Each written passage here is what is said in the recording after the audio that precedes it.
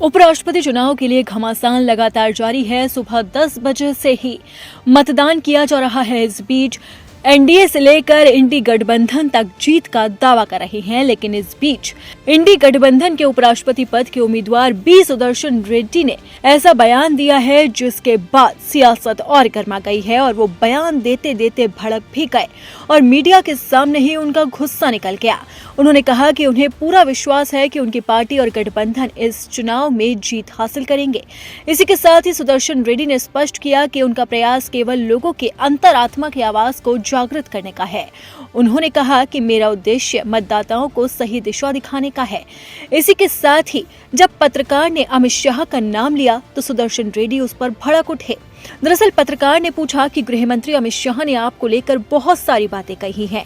इसका जवाब उन्होंने नहीं दिया, बल्कि वो मीडिया के सामने ही गुस्सा गए। उन्होंने कहा कि आप क्या पूछ रहे हैं भाई, कितने दिन से यही सवाल पूछ रहे हैं, क्या रोज रोज मैं यही बात बोलता रहूं? क्या कहेंगे सर? क्या कहने का है। आप सब लोगों के धन्यवाद और सभी प्रतिपक्ष के जितने भी नेतागण हैं उन सबको धन्यवाद। सर कितने आश्वस्त हैं आप जीत को लेकर? पूरा हम तो इलेक्शन जीतने वाले हैं। और सर अंतरात्मा की बात आपने की है, क्या लगता है क्रॉस वोटिंग होगा? क्रॉस वोटिंग का शब्द आज तक मैं कभी इस्तेमाल करें।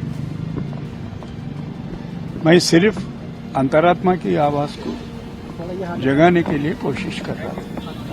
आई did not say there will be cross voting. I don't know sir, अगर आप व्हाट इज क्रॉस वोटिंग। क्या कहेंगे सर, प्रायोरिटी क्या होगी आपके जीतने के बाद? अब इससे पहले बात कर चुके हैं ना लेकर होम मिनिस्टर ने बहुत सारी बातें कही। सर अब क्या पूछ रहे हैं भाई?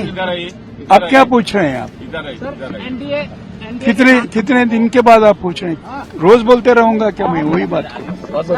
Thank you. आपको बता दें कि इंडिया ब्लॉक ने सुप्रीम कोर्ट के पूर्व न्यायाधीश जस्टिस बी सुदर्शन रेड्डी को उपराष्ट्रपति पद का उम्मीदवार घोषित किया है। विपक्ष इस चुनाव को ऐसे नेता और जज के बीच मुकाबला बता रहा है जो संविधान के मूल्यों की रक्षा करते हैं।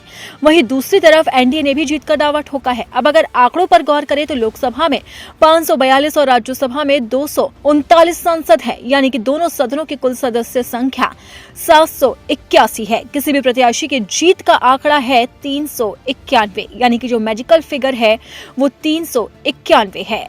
और अगर एनडीए को 391 वोटों का बहुमत मिलता है तो एनडीए की तरफ से उम्मीदवार सीपी राधाकृष्णन इस चुनाव को जीतकर नए उपराष्ट्रपति बनेंगे। लेकिन अगर इंडी गठबंधन को बहुमत का आंकड़ा मिलता है तो उनकी तरफ से बी सुदर्शन रेड्डी उपराष्ट्रपति पद के लिए चुने जाएंगे।